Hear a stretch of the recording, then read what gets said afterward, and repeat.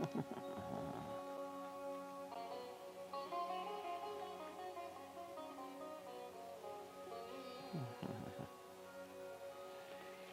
good to see you all again. And so I'm going to continue on the theme of divine evolution.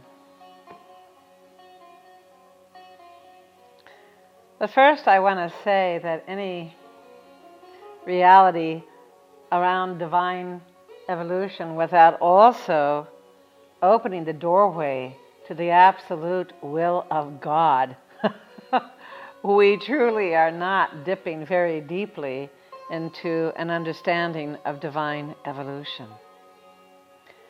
And when I speak about divine evolution, I am not speaking about the organic evolution of a planetary system.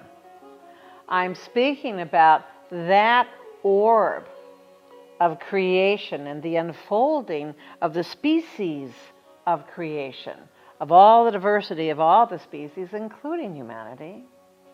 But I'm also talking about something that is far greater than organic evolution when I speak about God-willed evolution, when I speak about the divine ideals of the cosmic Christ or cosmic Godhead, and that degree of divine evolution, that realm of divine evolution, the wheels of light, the higher dominions, the many mansions in my Father's house.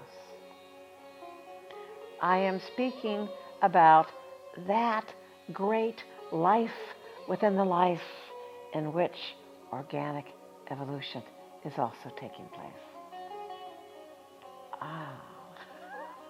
To get the true unfolding in some kind of divine order in our understanding. And so heads are tilting to and fro for this discussion. Where is she going with this? And so when I speak of divine evolution, I'm also speaking of the great word that doth set the wheels of light into motion.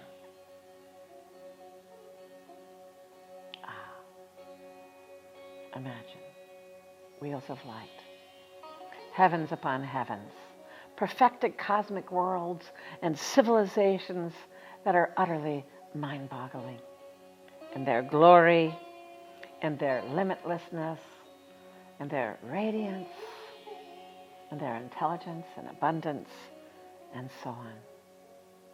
But now I'm going to move into the word that you speak. So from the great word of God that sets into motion creation for each cosmic day, we also have the words that each of us speak each and every day.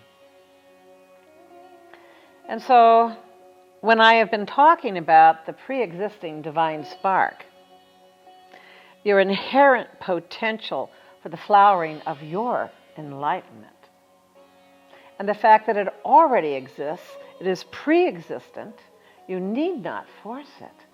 You must only essentially get out of your way to allow it to flower of its own accord. And so it's a very simple concept, really. If you would imagine a rose bush, if you will, here we have a rose, and on one side of the bush the sun is shining and the roses are just glorious and sparkling with dew and sunlight and so on. On the other side of the bush, oh alas, a great canvas or a large piece of lumber has fallen upon the bush, and the roses that are not getting any light, they don't flower in the same way that the roses that do get the light.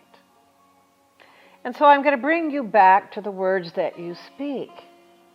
Because when you speak the truth,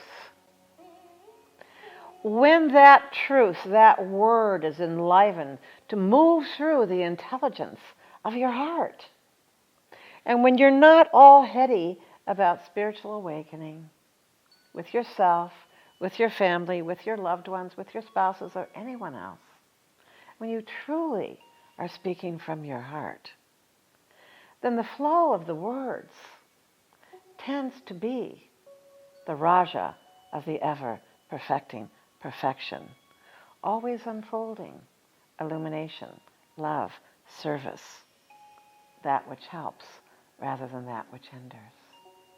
Do you see? Do you see? So many of you censor your words. That rarely is just authentic speech flowing from your heart.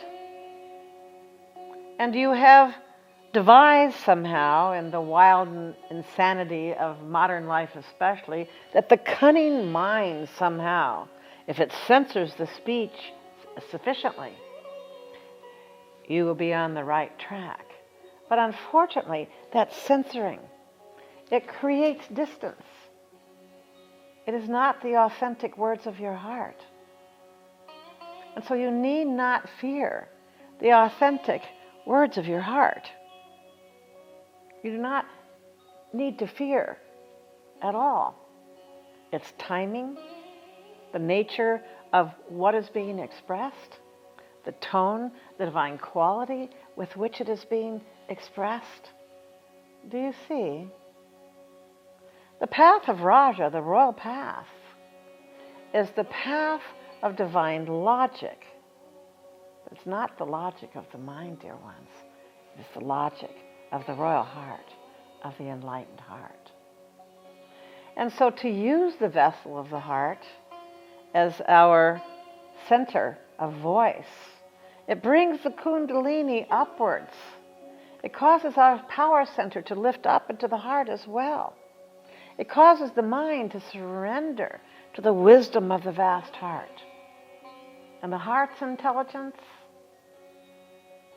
it is immeasurably greater in its capacity for wisdom, illumination, intelligence than is the brain, than is the mind. Although the enlightened brain, the brain that has been saturated with Shakti, that has received the fire of initiation again and again and again, that brain truly is an enlightened instrument of the royal heart.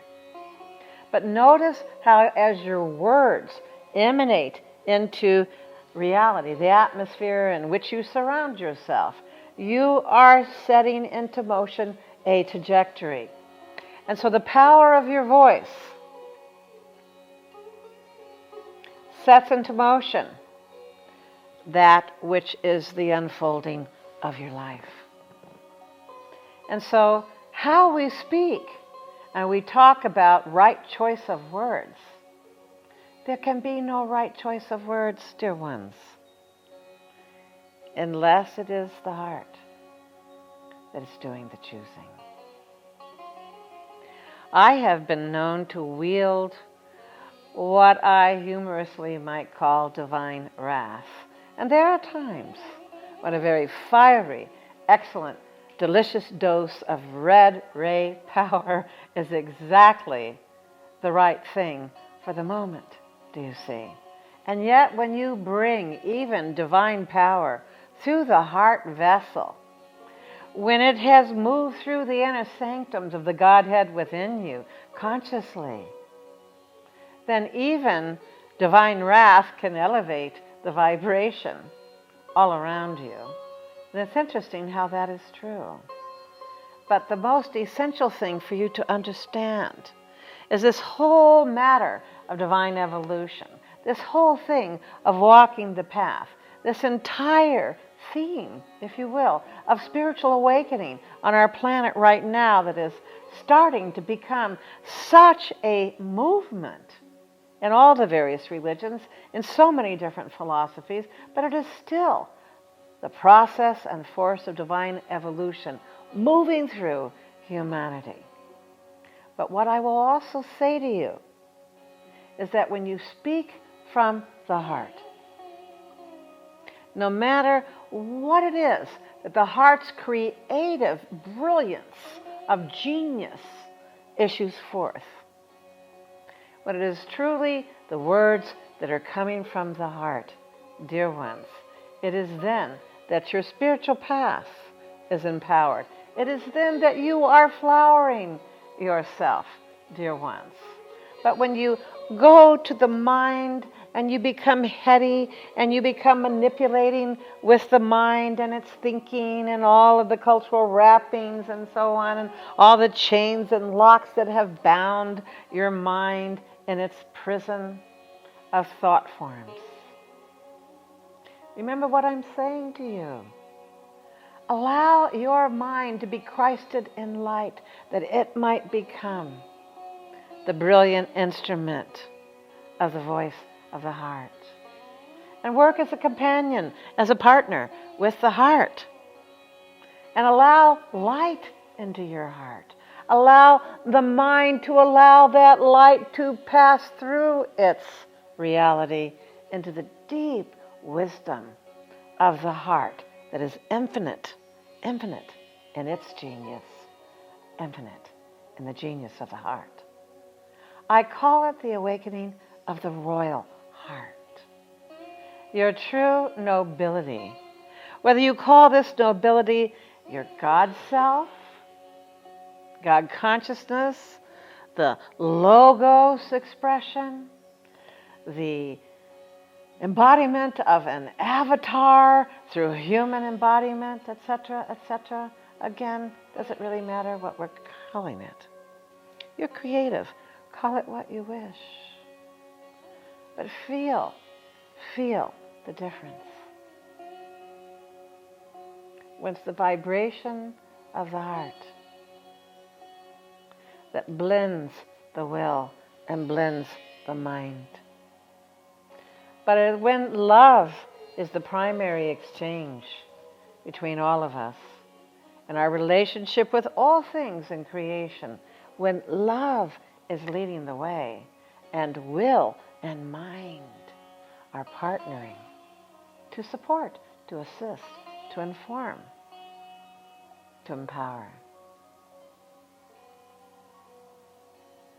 It is then that you are optimizing your path of divine evolution, your spiritual path, your path of awakening.